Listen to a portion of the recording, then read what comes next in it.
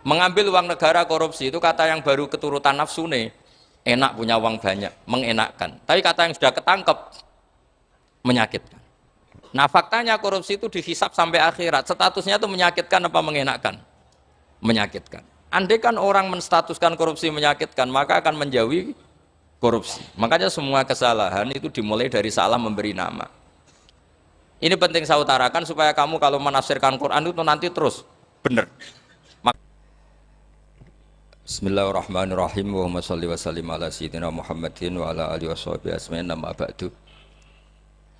Niki ngaji nganti pinter apa cukup? Nah nganti pinter nganti subuh. Nggih nggih. Nak sediluk engko nara pinter pantes wong ngajine sediluk milih putih.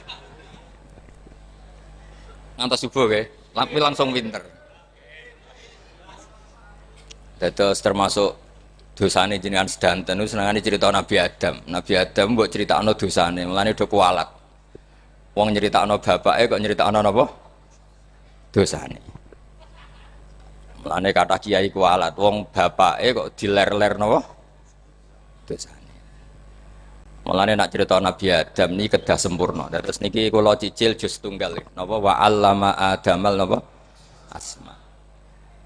Pertama kali hubungannya Nabi Adam kalian Allah Subhanahu wa taala ini hubungan mengajarkan nama sesuatu. Jadi sampean jangan pakai teori modern bahwa apa artinya sebuah nama. Nama itu penting sekali. Sekali penamaan itu salah berarti Anda menstatuskan secara nama salah dan itu berakibat fatal. Jadi semua kesalahan manusia mulai periode syirik mensekutukan Allah itu karena kesalahan menyebut apa? Nama. Ini penting kalau aturan. Jadi misalnya orang Arab itu ada batu tertentu yang dipahat disebut manat. Manat itu dari kosakata manan, pemberi. Yang satu disebut uzza, sesuatu yang aziz, yang agung. Sehingga akhirnya diperagungkan. Coba kalau misalnya manat dan lata itu ketemu orang lasem, terus ditanyakan, ini batu apa ini? Dari Purwodadi apa dari Mojokerto? Yang mahat siapa? Ini irungnya ndak pas. Ini matanya kok agak picek. Andekan distatuskan seperti itu, kira-kira disembah apa enggak? Enggak. Iki pas pembuatan ini pate protol terus digenti. Sehingga setiap kemusyrikan itu semua para nabi ngendikan inhiya illa asmaun sammaitumuha antum wa aba'ukum ma anzalallahu biha min sultan. Sebagian ayat ma anzalallahu biha min sultan. Bahwa kesalahan-kesalahan yang kamu timbulkan itu karena kamu kesalahan bikin nama. Makanya status itu penting. Nanti sampean tahu pentingnya yang saya katakan ini. Nanti setelah sampean mati, nanti mesti nyari saya karena kenangan ngaji ini. Ini Mas Atabik itu mas saya, beliau seorang dokter, tapi saya tidak akan bilang dia dokter karena nanti anak cucunya inginnya jadi dosen. Tapi kalau saya menstatuskan dia turunan Mbah Sambu, babai wong alim. Wah anak putune arah alim isin. Dia nak di status no pegawai negeri dosen. Wah anak putune golek duit ya pikirannya kan. Karena status itu mengilhami apa? Status itu karena itu yang dikenalkan.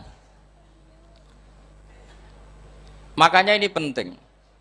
Fir'aun ketika dianggap sebagai Tuhan itu karena dia berhasil menamakan dirinya orang yang nggak pernah sakit dan dia penguasa. Penguasa itu artinya apa? Dia memimpin sekian orang. Akhirnya dianggap Tuhan. Tapi ketika debat terbuka sama Nabi Musa, pertama, mohon standar mawon gimmick. Pertama kata Fir'aun, wama Rabbul Alamin. Lalu Tuhan kamu itu siapa? Kata Musa, yang menuhani langit dan bumi. Fir'aun masih bisa berargumentasi, setahu saya di bumi Tuhan hanya saya. Soal kemungkinan Tuhan Anda di langit, terus Fir'aun nyuruh Haman, ya Haman ibnili sorhal la'ali abluhul asbab as-samawati fa'attali'a ila ilahi Musa. Tapi kalau itu dibuktikan, nanti Musa pasti kalah. Karena kalau Fir'aun naik ke langit, pasti gak melihat Tuhan. Wong yang Nabi saja gak ngelihat, apalagi Fir'aun. Pasti dia bilang gak ada. Tapi apa yang bisa mengalahkan Fir'aun adalah argumentasi status. Kata Musa, Rabbukum wa Rabbu abaikumul awalin, yang nuhani nenek moyang kamu. Artinya kalau Fir'aun Tuhan itu berarti Tuhan balita, karena mbah-mbahnya dulu tanpa Tuhan, karena Tuhannya lahir terlambat. Akhirnya Fir'aun saat itu juga para pengikut Fir'aun langsung menjadi mukmin meskipun menyembunyikan imannya. Karena kalau Fir'aun Tuhan berarti mbah-mbahnya tidak punya Tuhan, karena Tuhannya baru dilahirkan kemudian. Artinya gini, andai kan Fir'aun distatuskan al-maulud, orang yang dilahirkan, maka tidak akan ada orang yang menuhankan Fir'aun. Atau Fir'aun dibahasakan wujida ba'da alam yakun, dia ada setelah dulu-dulunya tidak ada.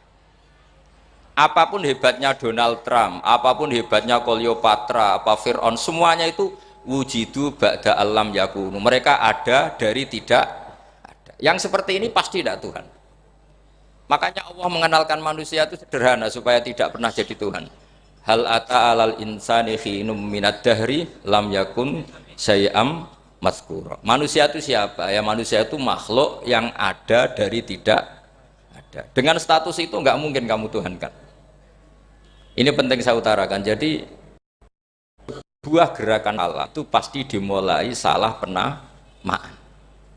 Makanya saya kemarin ketika Mbah Mun intakola ila rofiqil ala, ketika beliau wafat, saya bilang ke anak-anak Anwar, statuskan Mbah Mun sebagai orang alim allama al-faqih, muridnya Sayyid Alawi, muridnya Basuber.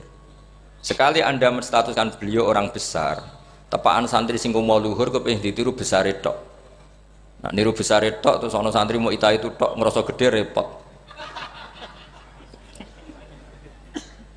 Sama, makanya saya nggak pernah. Sebenarnya saya tahu, Mas Atabik ini mas saya itu dosen saya tahu, tapi saya tidak pernah ngomong dosen.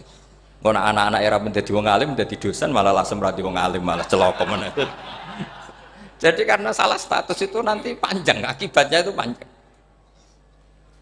Makanya saya itu sebetulnya ya risih dikatakan Gus Bak itu orang alim, sebenarnya risih. Tapi saya seneng saja. Sing seneng benir walime, sing hasut takjak kompetisi. Jadi tak nikmati ya. Jadi sing seneng benir walime, sing seneng itu hasut takjak kompetisi, takjak maca tafsir, nak ra mriyang ya. Engko paling maca primbon mek terjemah. Ini penting, jadi itu yang disebut wa'allama adamal asma. Makanya Allah itu mengkritik semua kesalahan manusia dimulai dari salah penamaan. Makanya saya kemarin Pak Pilpres sering bilang, kalau presidennya ini maslahat, kalau enggak ini enggak maslahat. Mana ada kemaslahatan ditentukan hanya oleh seorang presiden? Itu tauhid kita di mana? Memang kita secara syariat harus milih sesuai ijtihad kita, tapi tidak usah dong menggantungkan kesejahteraan sama seorang makhluk, itu tidak boleh, secara tauhid tidak boleh. Makanya ini penting sekali, jadi nggak boleh orang salah nama. Kita tetap memilih presiden, milih kiai, milih siapa saja, tapi tidak boleh menstatuskan manusia sama dengan status Tuhan. Itu bahaya sekali dalam ilmu tauhid. Terus yang ketiga, kenapa nama itu penting? Begini, alam yang dipakai Quran, alam itu nama ya, alam mangkul, semua alam. Wah nanti subuh tak jamin pinter nih. Tapi saya tetap mau setengah jam, karena saya tahu sampai subuh pun kira-kira ya tidak pinter, jadi ya setengah jam. Jadi nanti kalau kamu ditanya, kenapa tidak pinter? Mari Gus Bak mulangnya mau setengah jam, punya alasan. Kalau sampai subuh kok gak pinter kan, goblok banget nanti subuh orang pinter. Ya nak orang-orang bilang gitu. Lah anak sing ngomongin, oh mesti salah metode, gurune sing salah. Diulang orang pinter-pinter mesti salah sing mulang gitu. Malah repot lagi nanti. Saya beri satu teori bahwa nama itu penting. Rasulullah itu pernah guyon gini, ini guyon betul ada di hadis Sahih, ada di juz 3 di kitab Bukhari. Allah itu kalau ingin bully, Allah itu suka bully, suka goda orang.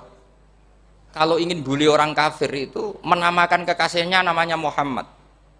Makanya Nabi pernah guyon. Ala ta'jabuna kaifa yasrifu wa an lisat ma Quraisyin wa la'nahu. Kenapa Anda nggak pernah berpikir bahwa Allah begitu mencintai saya sampai bikin nama untuk saya itu nama yang membingungkan semua orang kafir? Karena kalau Abu Jahal nyari Muhammad mana itu, kalau kamu tahu bahasa Arab berarti artinya kan orang terpuji mana. Padahal Abu Jahal itu menghindari kata orang terpuji. Jadi bingung dia. Muhammad kamu jancuk, coba kamu terjemah. Wahai orang terpuji kamu, itu kan kacau semua. Makanya Allah itu suka bully. Jadi kata Nabi Muhammad, kamu tahu betapa Allah itu mencintai saya dan bikin bingung orang-orang yang menghujat saya. Karena mereka kalau menghujat saya tetap menamai Muhammad. Itu coba kalau kamu tahu bahasa Arab, maknanya Muhammad orang yang berarti kira-kira kalau Abu Jahal Misa itu jancuk kamu Muhammad. Berarti artinya apa? Wahai orang terpuji, kamu jancuk. Ini kalimat yang kacau kan? Akhirnya Abu Jahal pinter. Kalau nyari Muhammad bilang gitu. Ya mudammam, ainal mudammam. Makanya kata Nabi, yastamu namudammaman wa yal'aunu namudammaman wa ana Muhammad. Akhirnya Abu Jahal kalau nyari Muhammad, ainal mudammam, mana orang yang tercela? Akhirnya orang-orang tanya, mudammam itu siapa? Muhammad itu loh. Akhirnya dia keliru lagi. Ya Muhammad itu loh. Akhirnya ya bilang Muhammad lagi. Jadi kayak apa? Makanya itu saya mangkal kalau sama orang ndak anaknya Kiai jenenge Agus, karena ya tetap diceluk Gus. Karena ya saya itu punya teman itu gak Gus, mangkalnya bukan main sama anaknya Kiai. Dia punya cita-cita anaknya nanti dinamai hanya Agus saja, supaya semuanya manggil Gus. Terus nanti yang hasut ya bilang Dus. Kayak kemarin pas Pilpres itu macam-macam. Tapi ini penting saya utarakan, jadi nama itu nggak boleh salah, status juga nggak boleh salah. Makanya saya ingin misalnya anaknya Kiai kok jadi pejabat, ya sudahlah, jabat itu. Saya betul, saya sampai sekarang dengan Gus Yasin itu ya tetap nyucup. Saya bilang ini putra guru saya, ini Gus saya. Saya tidak pernah membahasakan beliau wakil gubernur. Bahayanya nanti suatu saat, oh ini mantan, kan repot. Jadi ini penting, status itu penting. Orang sekali salah status itu bahaya, ke depan itu bahaya sekali. Karena tadi saya bilang, tadi misalnya banyak kan anaknya orang-orang alim alamah, terus anak cucunya jadi dosen atau jadi doktor gitu. Terus ini yang jadi status. Nggak boleh seperti itu. Ya sudah, dokter secara akademik, dia jadi PNS karena kestatusan itu, tapi di keluarga tetap saja status alimnya saja. Atau mudawimul khairi, mudawimut tahajud, mudawimu apalah, ini selalu tahajud, ini selalu deres, ini selalu ibadah, sehingga anak cucu kita ya kenangannya itu. Anak-anak saya meskipun kecil itu jamaah terus, karena ya saya selalu jamaah. Dan saya melihat kalau anak saya tanya, Pak kenapa bapak sholat terus, ya saya bilang sepantesnya jadi manusia sujud, cuma selama melok dudunya melok nganggo pangeran dibayari ya ora gelem. Kata saya gitu, wong nganggo mewong ya bayar, lagi nganggo bumine pangeran ra bayar wis anggap aja sujud itu bayar, kata saya gitu. Sehingga merasa sujud itu satu identitas. Ini penting saya utarakan karena tadi saya betul-betul mengenang istilah Allah wa 'allama adamal asma. Semua kesalahan itu kata para nabi inhiya illa asma'un samaitumuha antum wa ataukum. Kita membahasakan misalnya Presiden Amerika orang terkuat di dunia. Bagaimana mungkin orang terkuat kemudian agak mangan sedino lemes? Hebatnya ning ndi? Iku nak pas mulas weteng agak ngising ya lemes. Hebatnya apa? Makanya Allah ketika menerangkan Isa itu tidak Tuhan, itu Allah sederhana cara ngendikan. Karena yakulani to amal masih ibnu Maryam illa rasul. Qad khalas min qablihir rusul. Wa ummuhu siddiqah kana yakulani to'am. Artinya kalau Isa itu tidak mangan ya lemes. Nak keluarga ya kudu ngising. Lah terus mbok sembah terus piye? Jadi gak kebayang seorang Tuhan kemudian kalau gak makan tuh lemes. Berarti statusnya Isa apa? Orang yang lemes kalau tidak makan. Terus kamu Tuhan kan? Aneh gak? Aneh. Jadi andaikan manusia dengan status yang diterapkan Allah, yang distatuskan Allah, itu pasti tidak ada yang salah. Karena yakulanit. Begitu juga kita. Saya teruskan ya. Nah ini sekaligus latihan tauhid sama latihan tafsir ya. Sampun nggih. Kula terusno malih. Pun santai mawon. Kula ki ikhlas ora ngarah gelo santai mawon. Wong umpama ora sida ngaji ora gelo apa meneh trimo mik rusak. Santai. Ndak karena saya itu insya Allah ndak akan pernah salah nama. Saya punya cerita ya, tentang nama itu. Ketika seseorang baik sama tetangga, itu kalau sampean seorang mukmin yang mukhlis, mukmin yang ikhlas, pasti ya karena diperintah Allah. Saya ngajar seperti ini karena diperintah Allah. Baik sama pernah sepuh karena saya turunan Mbah Sambu, ya karena menghormati Mbah Sambu. Itu bagus. Sehingga dulu itu ada ulama, saya berkali-kali cerita, ada ulama punya tetangga itu berdua anak muda. Ya Ahmad, silahkan ke rumah saya. Datang. Setelah datang ke rumah pemuda tadi, kata pemuda tadi, ya Ahmad silahkan kembali, saya tidak butuh kamu. Kembali Imam Ahmad, dan santai saja. Setelah kembali sekian menit dipanggil lagi, ya Ahmad saya jadi butuh kamu, datang ke rumah saya, datang lagi. Setelah datang, saya tidak butuh kamu, silahkan pulang. Pulang sampai 3 kali. Itu Imam Ahmad senangnya bukan main, kelihatan ceria senang. Lama-lama muda ini tanya, ya Ahmad kenapa Anda tidak tersinggung, bukankah itu menyakitkan? Enggak kata saya. Tapi saya akan menyebalkan. Enggak kata saya. Kata Imam Ahmad, kenapa aja? Saya ini diperintah sama Allah, kan apik mbek tangga. Dadi nek mbok undang ya teko. Mbok kon mulai ya mulai. Alhamdulillah iso nglakoni perintahe Allah. Dadi aku ora ono hubungane mbek kowe. Sehingga orang itu gak bisa didikte oleh di sekelilingnya karena ya hubungannya langsung sama Allah Subhanahu wa Ta'ala. Jadi dulu tuh orang jadi wali itu segampang itu. Kalau kamu kan enggak, hukum tentang tetangga itu kamu kayak orang kapitalis, kayak orang komunis, pakai teori sosial. Nak diapik yo apik, dieleki yo elek. Itu kan pikiran PKI. Gitu. Artinya satu perilaku sosial didikte oleh makhluk itu perilaku orang mukmin atau orang PKI. Itu orang PKI. Kalau orang mukmin yang mangkana yu'minu billahi wal yaumil akhir fal yukrim jarahu, kita baik sama tetangga karena diperintah Allah, sehingga kecewa ada kecewa ya santai saja. Imam Ahmad katanya, kenapa engkau tetap ceria? Aku ora urusan mbek kowe, urusanku mbek pangeran. Pangeran ngutus sampe mbek tangga. Ya sudah seperti itu. Yang mana? Yang mana?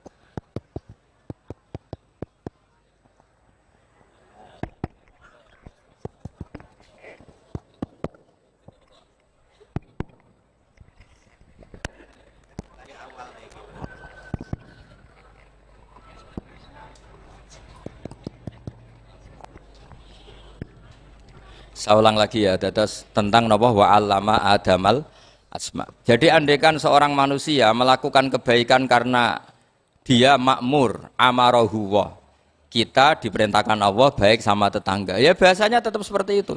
Kita diperintahkan Allah baik sama, sehingga ketika ngalami kayak yang dialami Ahmad, kita santai saja.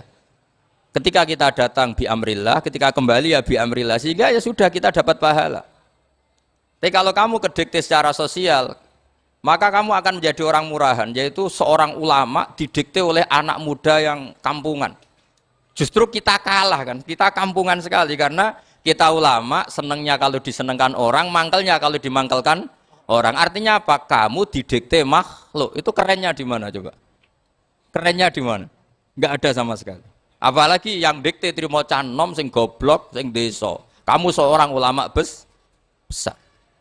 Tapi kalau kamu hubungannya dengan Allah, dia muji kamu, alhamdulillah dipuji. Dia memaki kamu, alhamdulillah dapat pahala lewat jalur sabar.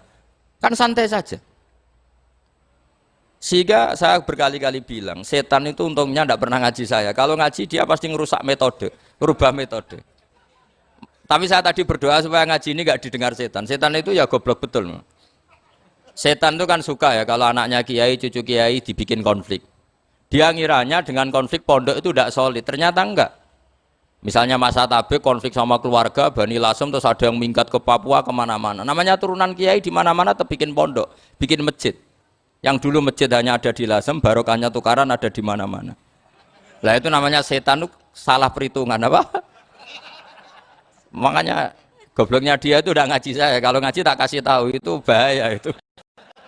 Bikin kiai konflik itu bahaya. Iya betul. Islam ada di Indonesia itu ya barokahnya konfliknya sahabat. Sayyidina Ali dan Sayyidina Muawiyah itu konflik. Banyak sahabat netral yang ingin menghindari itu mau ke Cina.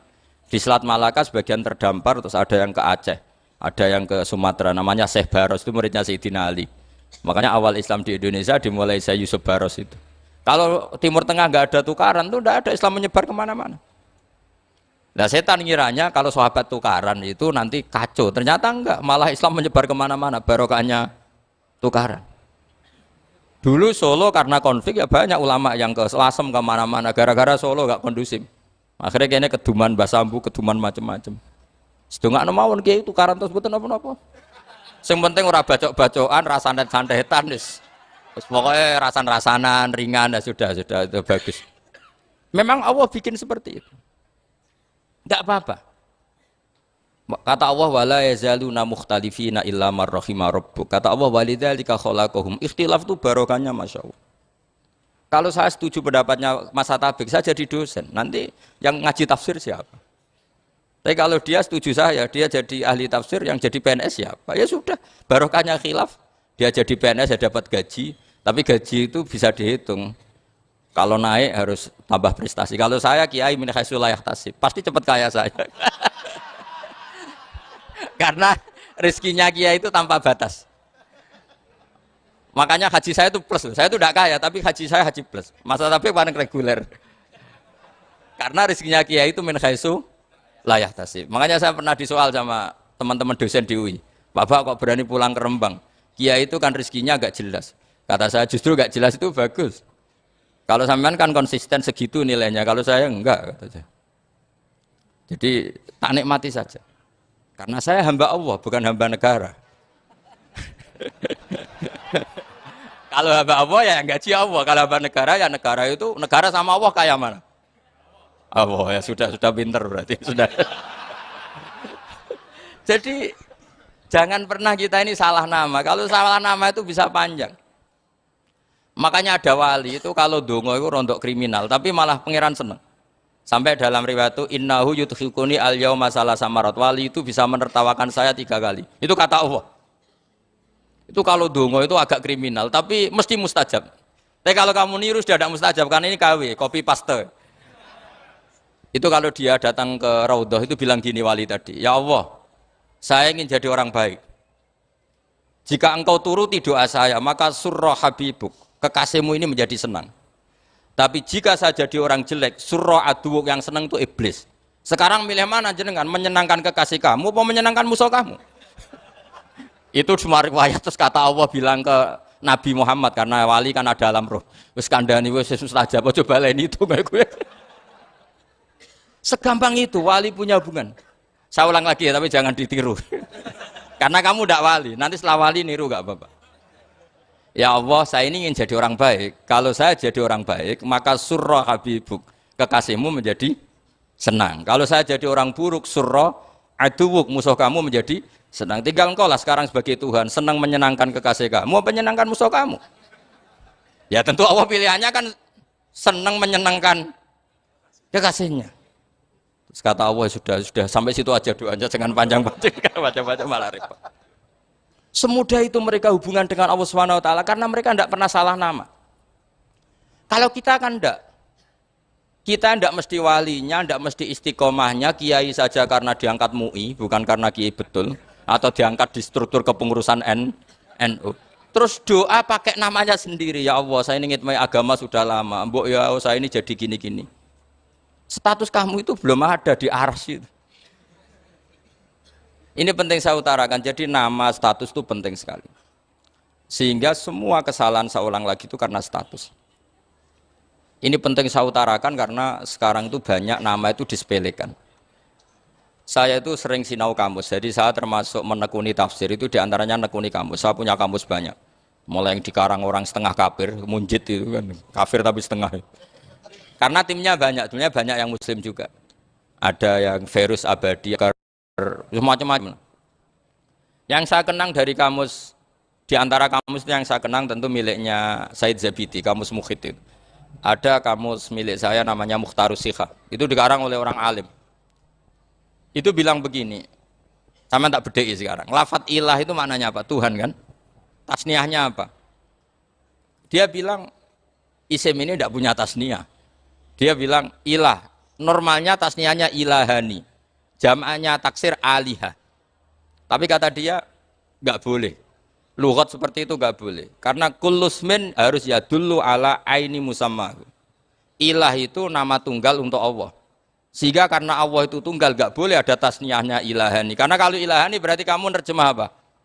Dua Tuhan. Berarti kamu nganggap ada Zaidun. Ketika Zaid dua, kamu bilang Zaidani. Kalau banyak, kan gak pernah ada Tuhan dua atau tiga. Makanya kata pengarangnya itu Abu Bakar Ar-Razi itu kata beliau, wahadal ismu la musanna lahu wala jam'ah. Wa innama jama'uhu. Wasannauhu katanya. Isim ini tidak punya tasniah, tidak punya jamak. Tapi kalau orang-orang katanya, orang-orang itu bilang ini ada jamaknya, ada tasniahnya. Ini penting sekali. Karena kesalahan itu nggak ada. Cara teori Quran itu kesalahan itu tidak ada. Yang ada adalah orang salah. Beda loh ya. Tak wari dadi wong pinter. Makanya ini sampai subuh. Tak wari dadi wong pinter. Saya ulang lagi ya. Kesalahan itu tidak ada. Yang ada itu orang salah. Pernah ada nggak 1 tambah 1 15? Nggak ada kan? Tapi kalau orang salah bilang 15, ada. Pernah nggak putih ini hakikatnya hitam? Nggak pernah kan? Tapi kalau orang salah, misalnya Rabun bilang ini hitam, ada. Sehingga ini penting, ini dalam teori ilmu mantek. Setiap Allah menyalahkan mereka, itu kata Allah, yaquluna bi afwahihim. Mereka itu melafatkan dengan mulut mereka. Bahwa Tuhan itu 3 misalnya. Bahwa Lata Hubal itu Tuhan. Itu kalimat yang keluar dari mulut mereka tapi tidak menunjuk hakikat. Makanya kata Allah kaburas kalimatan takhruju min afwahihim. Sungguh kalimat itu kalimat kriminal betul yang keluar dari lisan mereka. Karena apa? Normalnya kalimat itu tadullu ala musammahu atau musammaha. Yang namanya kalimat misalnya putih yang menunjuk putih, hitam menunjuk hitam. Nah kalau Tuhan yang menunjuk Allah, Tuhan kok ditunjukkan ke batu? Itu kan kacau. Tuhan kamu siapa? Hubal, itu batu apa Tuhan? Batu. Tuhan kamu siapa? Yesus. Yesus itu manusia apa Tuhan? Manusia. Makanya kata Allah, kaburos kalimatan takhruju min, mesti tulisannya iyaquluna illa kadiba. Ini penting saya utarakan. Jadi makanya kesalahan itu tidak ada, yang ada itu orang salah. Makanya kata Allah, ja'al haqqu wa zahaqal batil. Kalau ada hak, pasti batil itu hilang. Tapi orang yang meyakini kebatilan banyak, tapi kebatilan itu tidak ada. Pernah ada enggak 1 tambah 1 15? Enggak pernah ada kan? Tapi kalau orang bilang itu ada. Ini penting saya utarakan. Makanya kamu jangan janggal. Kata Allah ja'al haqqu wa zahaqal batil. Ternyata sekarang kebatilan ada di mana-mana. Barang batil itu enggak pernah ada. Yang ada pelakunya. Misalnya nyon sewu misalnya gini. Zina itu mengenakkan apa enggak? Kata orang yang ahli nafsu mengenakkan. Tapi hakikatnya tidak pernah mengenakan. Sekarang tanyakan yang pernah melakukan itu, yang terhantui dosa oleh itu. Hakikatnya menyakitkan apa mengenakan? Menyakitkan. Tapi yang bilang mengenakan ada, tapi hakikatnya tetap menyakitkan. Nah, semua kesalahan manusia itu dimulai cara membahasakan. Mengambil uang negara korupsi itu kata yang baru keturutan nafsu nih. Enak punya uang banyak, mengenakkan. Tapi kata yang sudah ketangkep, menyakitkan. Nah faktanya korupsi itu dihisap sampai akhirat, statusnya itu menyakitkan apa mengenakkan? Menyakitkan. Andai kan orang menstatuskan korupsi menyakitkan, maka akan menjauhi korupsi. Makanya semua kesalahan itu dimulai dari salah memberi nama. Ini penting saya utarakan supaya kamu kalau menafsirkan Quran itu nanti terus benar. Makanya setiap kesalahan kata Allah apa? Kaburas kalimatan takhruju min afwai. Nah kalau kalimat itu nyata kata Allah kalimatu haqqin aliyana nahya wa aliyana mut wa aliyana nub'as. Atau katanya istilah pangeran dzalika bi anna Allaha wal haqqu wa nama yatuna min dunihi wal batil. Nanti terus urut, sampean baca Quran nanti bisa kayak saya urut, konsisten. Yaitu tadi. Misalnya Fir'aun itu orang pakai status yang diajarkan Allah ke kita. Fir'aun adalah wujida ba'da alam yakun. Fir'aun adalah makhluk yang sekarang ada, tapi dulu-dulunya tidak ada. Padahal sebelum ada Fir'aun sudah ada bumi, ada langit, ada matahari. Sebelum ada Yesus, ada Isa, sudah ada bumi, ada matahari. Artinya apa? Zaman langit bumi ada, penyebabnya Isa apa enggak? Enggak kan? Karena dia ada setelah adanya langit dan bumi. Fir'aun juga gitu. Yesus juga gitu, semuanya begitu.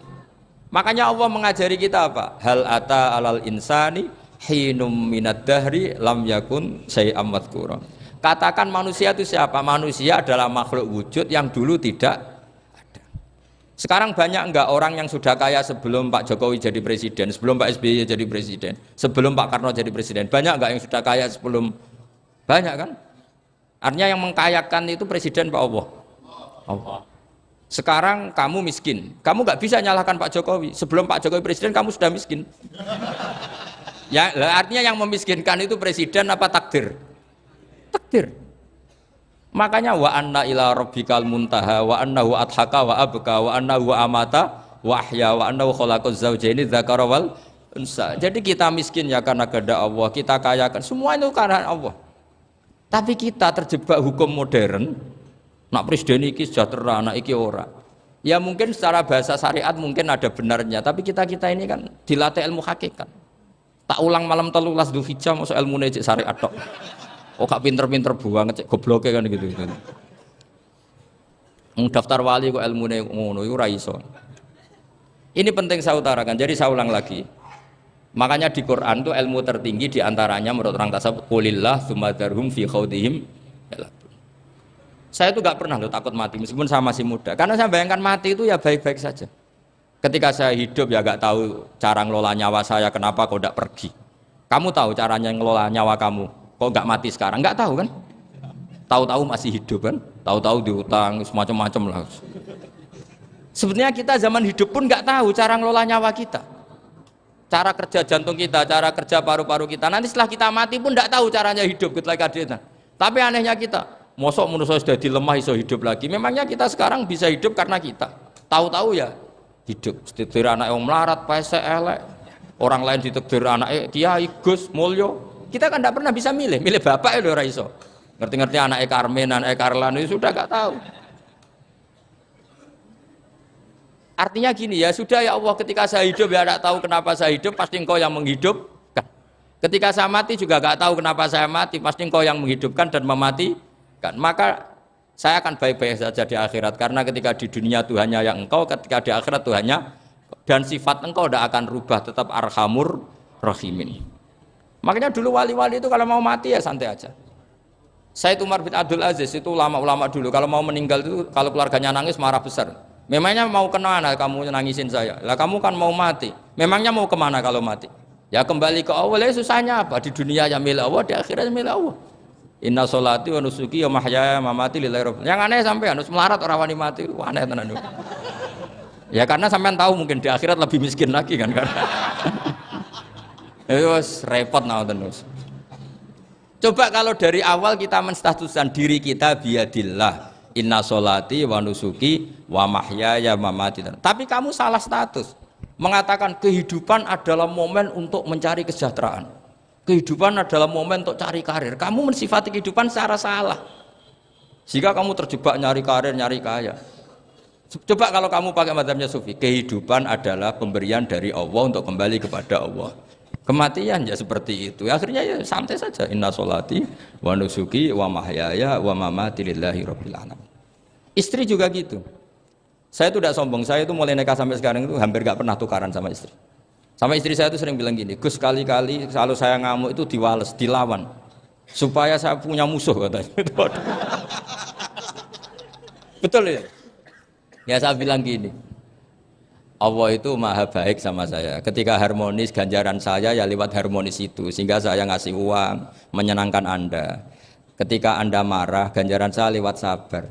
Ya sudah, itu semuanya baik. Kalau kamu marah, saya tidak dapat pahala. Makanya kalau kamu marah tak dengerin. Ini cara Allah membuat pahala tanpa bayar, kata saya. Justru kalau pas rukun itu untuk dapat pahala harus nyervis, jajak, nukokno kelambi mahal katanya. Boros itu pahala yang boros katanya. Tapi kalau kamu marah ini pahala paling murah, nggak usah biaya, dapat apa?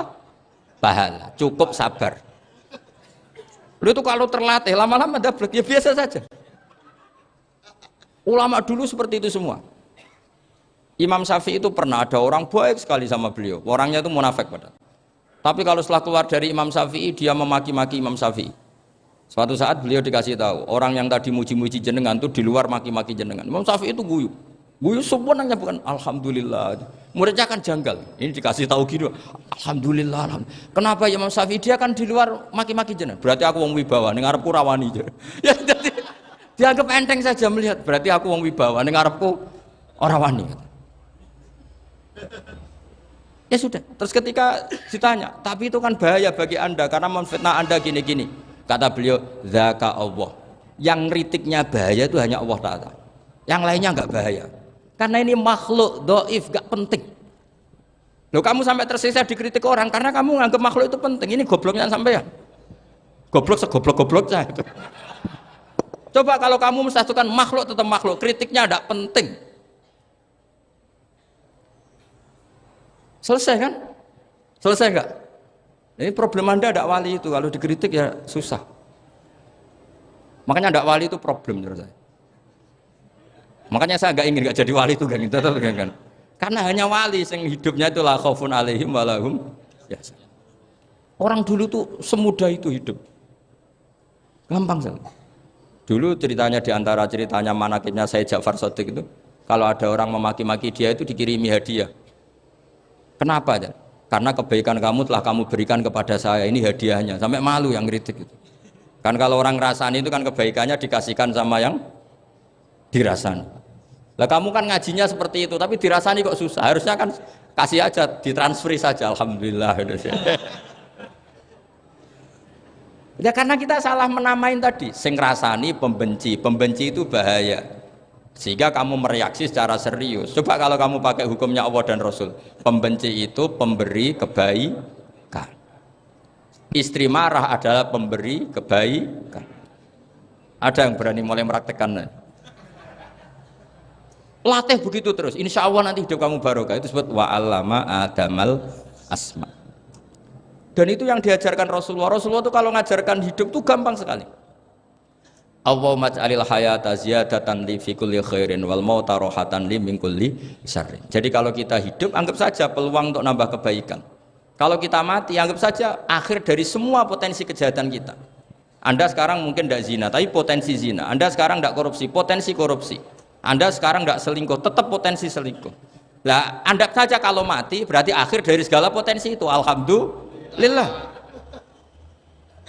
Makanya saya tuh nggak pernah takut mati. Karena saya misalnya setiap saat mati ya saya nanti akan bilang, ya Allah ini sudah mau mati berarti mau akhir dari segala potensi keburukan saya. Alhamdulillah. Makanya itu ulama-ulama dulu kalau ada preman mati, saya guys, tonggone ra gelem muni saya. Walau preman kurang ajar, saya guys, tonggone tetap ra gelem muni saya. Padahal kiai ini mending, saya guys pun mati pun mboten sakit macam-macam niki pasti. Karena dia dengan mati berarti rohatan mengkuli syarrin, keburukannya tidak terulang lah. Lah keburukan nggak terulang lagi itu saya apa buruk? Saya. Makanya kiainya minta saya ge niki. Tonggone cek menengai. Saya ge menengai. Makanya suatu saat kalau ada gitu kamu harus bilang apa? Saya pun mboten jahat malih pun mati. Jadi kayak apa coba? Coba sekali-kali statuskan kalau al hayat adalah ziyadatan lana fi kulli khairin. Al maut adalah rohatan lana min kulli. Sehingga kita hidup ya happy, mati juga happy, gak masalah. Terus kowe misalnya muni ngene, tapi anak bojoku piye? Memang selama hidup anak bojomu bahagia. Ketoke ya tambah musibah ya, Cok. Malah sombong lagi kamu, seakan-akan kamu Tuhan yang bisa mensejahterakan manusia. Wong isih urip kok bojomu wis ndonga muga-muga nang mati malah. Karena agak jelas. Dan ini penting, ini saya utarakan. Jadi ini saya cicil juz 1 wa 'allama adamal asma. Makanya kata Rasulullah, ala ta'jabuna kaifa yusrifu wa annisat ma quraisin wa dhamma. Ini penting, nama itu penting. Karena sekali nama ini salah, coba misalnya orang sepakat darani Fir'aun itu wujida ba'da alam yakun. Fir'aun itu ada yang dulu-dulunya tidak ada. Hal ata alal insani hinum minad dahri lam yakun syai'am madhkur. Coba kalau kamu melihat sekarang kamu hidup itu apa? Untuk sujud. Sujud itu murah, gampang. Untuk mengenal Allah, Allah itu gampang kita kenal. Karena Allah itu adzaru minadz dzahir. Adzaru dzahir itu Allah, zat yang begitu jelas. Lah mati itu mau apa? Ya menuju Allah.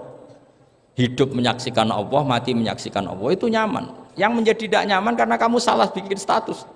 Hidup untuk menggapai cita-cita, untuk sukses. Wong komunis yo muni ngono, lonte yo muni ngono, copet yo muni ngono. Rumangsamu sing men bahagia iku kiai tok. Rumangsamu sing men duwe akeh kiai tok. Coba copet kamu tanya, kenapa kamu nyopet? Ingin punya uang banyak.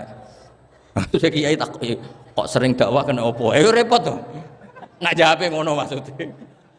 Tapi nak jawabe dakwah nyebarno Islam, aku ora dibayar apa-apa. Waras berarti, napa? Ini penting saya utarakan, makanya saya itu mau ngajar itu diantaranya itu. Al ismu ya dulu ala musamma. Maka itu hebatnya Quran. Quran itu ketika menjamakkan kata ilah itu diulang. Qul law kana ma'ahu alihatun kama yaqulun, kata Allah. Karena lafadz ilah itu enggak boleh dijamakkan. Itu jamak kriminal. Loh kok tidak kriminal gimana coba? Kalau Zaidun itu satu, boleh enggak kamu mengatakan ja'a Zaidani? Enggak boleh kan?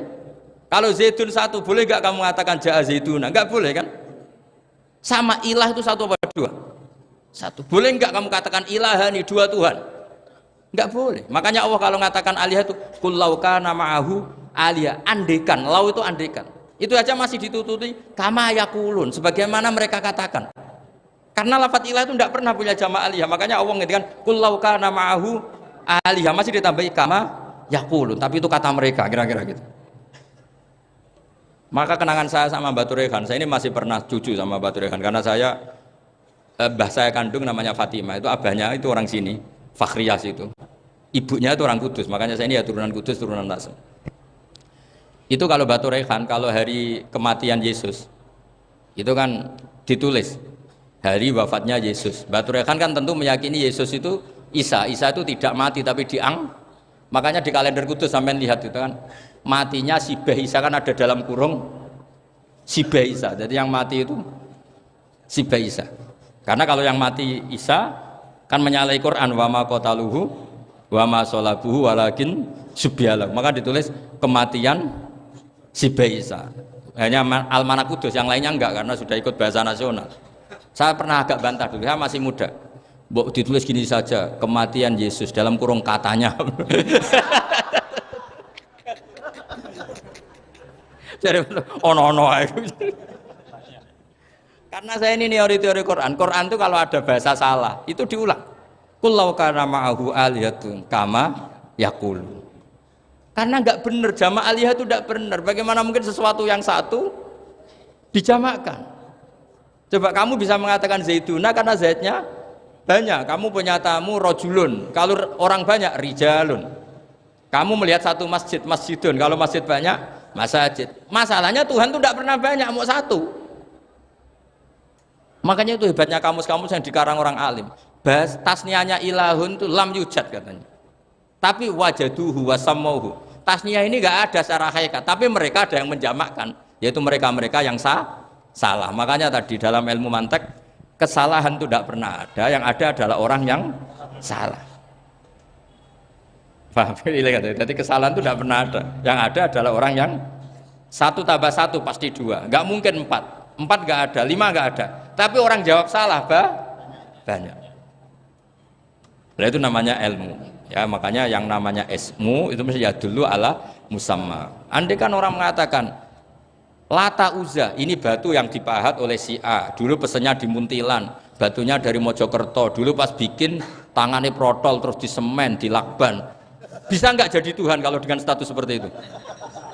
Fir'aun misalnya, dulu nggak ada lahir ngompolan, tahu retoreten, ciliknya malah tahu tipes. Terus tua-tua jadi pangeran, aneh nggak? Jadi semua, makanya setiap kemusyrikan itu kata Allah, inhiya illa asmaun samaitumuha antum wa abaukum ma anzalallahu biha min sultan. Pun nggih ngoten mawon. Assalamualaikum warahmatullahi wabarakatuh.